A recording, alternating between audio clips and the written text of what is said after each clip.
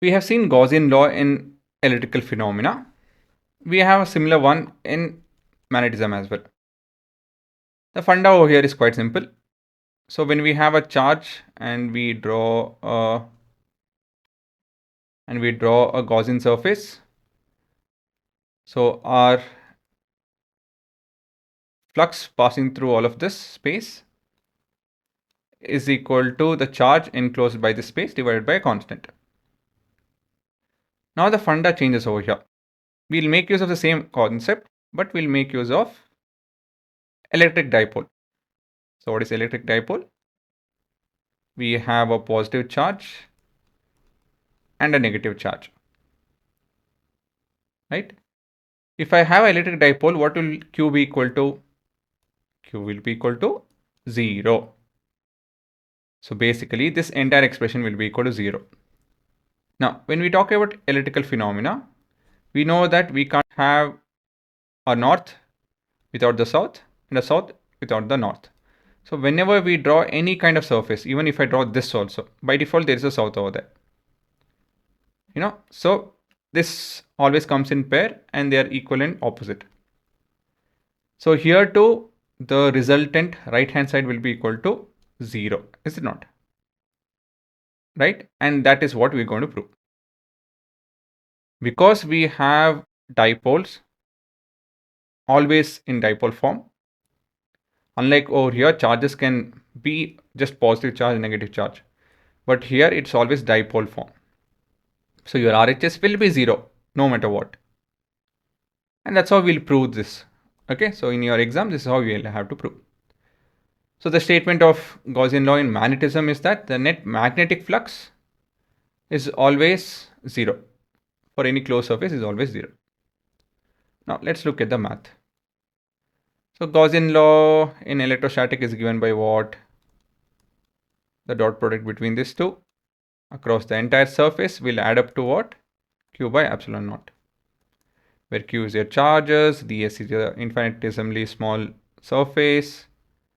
So this is Q actually. Let me make it a small q. Or I can write this as capital Q. Again, just a representation. And epsilon naught is your permittivity of free space, the constant.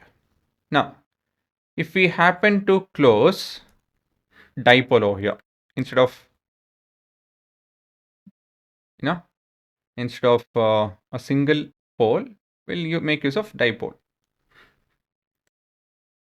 So in electrical dipole and stuff, what do we have?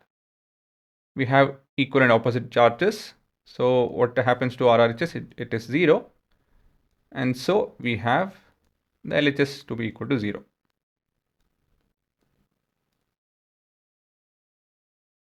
On a similar note, we know that this phenomena, magnetic phenomena, happens as a dipole. So by default, our RHS will be equal to 0.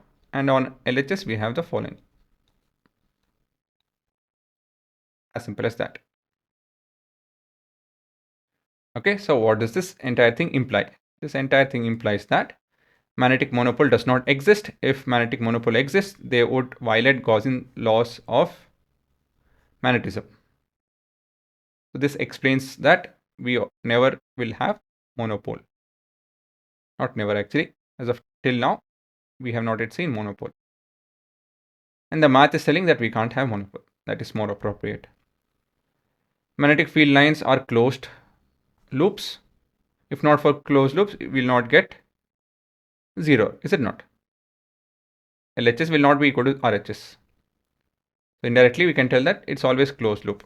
Since the net flux through any closed surface is 0, right, as per this equation, the magnetic field lines must form closed loop. What does it mean? It means that it will, if you have a Gaussian surface, if there is a field line going out, there will be a field line coming in. If there are n field lines, this will be n. If there are n plus m field lines going out, there will be n plus m field lines coming in. Okay. Magnetic field lines is divergence free. This means that the magnetic field lines neither starts nor ends at any point in space. Okay, again, it kind of reflects the second point. And this are your main 3 points. I thought there was one more. Okay.